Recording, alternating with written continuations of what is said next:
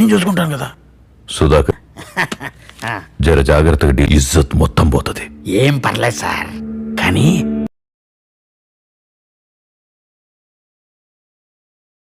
ఆ లాయర్ సత్యదేవ్ ఉన్నాడు. సత్యదేవ్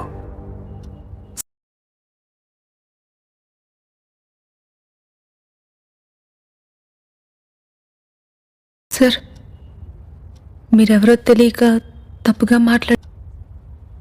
వాళ్ళకు భయపడి ఏ లాయరు బెయిల్ అప్లై చేయడానికి ముందుకు రావట్లేదు సార్.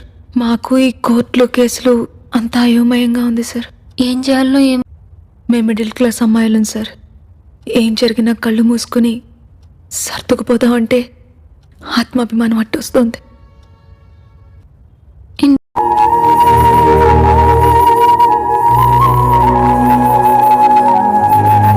సార్, మీరు జనం కోసం ఎన్నో కోల్పోయారు.